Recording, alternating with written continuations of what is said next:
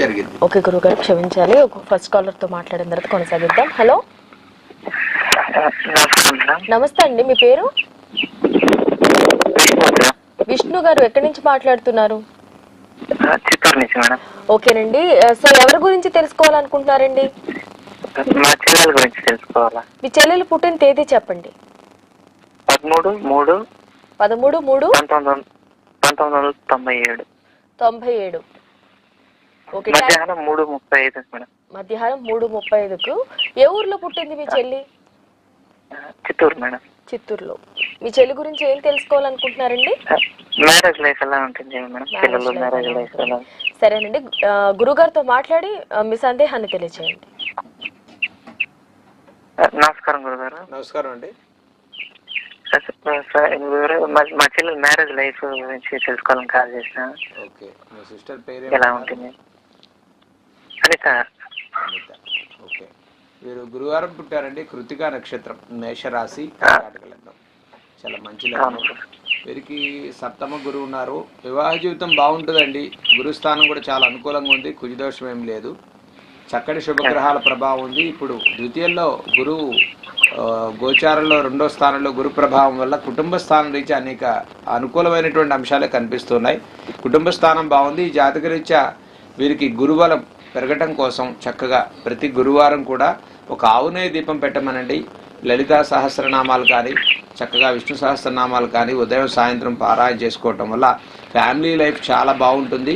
గురుబలం పెరిగేటువంటి పరిహారాల సిస్టమ్ చేసుకోమనండి. దీంతోపాటు మంచి ఎల్లో సఫైర్ అంటే కనక పుష్యరాగం అంటారు, అది కుడి చేతి శివుడి వేలికి ఒక 3.5 క్యారెట్స్ పెట్టుకుని గురువారం అభిషేకం చేసి పెట్టుకోమనండి. మంచి గురుబలం లభిస్తుంది. కుటుంబ స్థానం, వివాహ స్థానం చాలా అనుకూలమైనటువంటి పరిస్థితులు కనిపిస్తున్నాయి. గురుగారు, నా గురించి కూడా తెలుసుకోవచ్చా? చెప్పండి, మీ డేట్ ఆఫ్ బర్త్ చెప్పండి. 7:30 మేడం. సాయంత్రం 7:30, 16/6/1990 మేడం. 16/6/1990.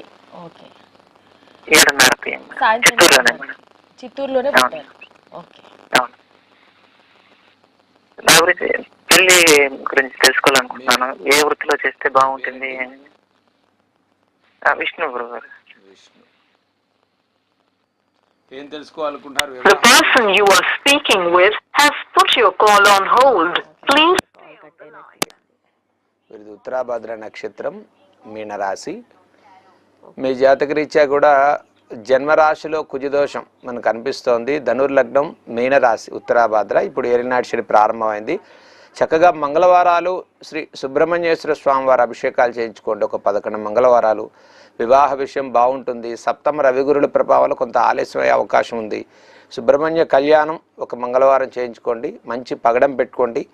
సుబ్రహ్మణ్య స్వామికి అభిషేకాలు చేయించండి. వివాహ విషయంలో కొన్ని దోషాలు ఉన్నాయి, పరిహారం చేసుకున్నట్లయితే మీకు శీఘ్రంగా వివాహ అవకాశాలు బలంగా ఉంటాయి. ఓకే గురుగారు, సో మనం కర్మ ప్రారంభం సహజంగా అండి, ప్రారబ్ధ కర్మలు ఏవైతే సూచిత ఆగామి అంటే ఏవైతే రాబోయేటువంటి జన్మల యొక్క ప్రభావాన్ని కూడా మనకు కర్మ సిద్ధాంతాల్లో చెప్పడం జరిగింది. అంటే జ్యోతిష శాస్త్రంలో కర్మస్థానం చాలా బలీయమైంది. కాబట్టి వీటి రీత్యా అంటే జ్యోతిష శాస్త్ర రీత్యా మనకుండేటువంటి గ్రహస్థితి ప్రభావం వలనే మన జీవితంలో మనకి ఎటువంటి లైఫ్ మనం చేస్తాం, మనం చేసే కర్మల ఫలితం ఎలా ఉన్నది, ఇప్పుడు మనం అనుభవించేటువంటి మన ఫ్యామిలీ లైఫ్ కానీ, కుటుంబ స్థానం కానీ, వివాహ జీవితం కానీ, సోదర సోదరి స్థానం కానీ, మాతృభూగృహ స్థానం కానీ, అదృష్ట స్థానం కానీ, సమాజ స్థానం కానీ, వివాహ స్థానం కానీ, ఇక ఆరోగ్య స్థానం కానీ, ముఖ్యంగా ఇలా ప్రతి ఒక్క స్థానం కూడా మీ యొక్క కర్మఫలాలను బట్టి ఆధారంగా డెవలప్ అవటం జరుగుతుంది. చూడండి, చాలామందికి మంచి కుటుంబం అంతా బాగుంటుంది, పుట్టిన సంతానం వల్ల చాలా కర్మలు అనుభవిస్తూ ఉంటారు. అంటే ఆ సంతతి వల్ల వచ్చేటువంటి కర్మఫలాలు. కొంతమందికి అన్నీ చక్కగా ఉన్నప్పటికీ కూడా వైవాహిక జీవితపరమైనటువంటి విషయాల్లో సమస్యలు, కొంతమందికి అన్నీ బాగున్నా అన్యోన్యత విషయంలో వచ్చేటువంటి ఇబ్బందులు, తర్వాత అలానే ఒక్కొక్క స్థానంలో ఒక్కొక్క రకమైనటువంటి కర్మఫలాలు ఉంటాయి. కాబట్టి వాటిని అధిగమించడం కోసం మనకి జ్యోతిష్ శాస్త్రంలో అనేక సూచనలు, మార్గాలు మనకి చెప్పడం జరిగింది. గురుగారు, కాలర్తో మాట్లాడిన తర్వాత కొనసాగిద్దాం. Hello Hello.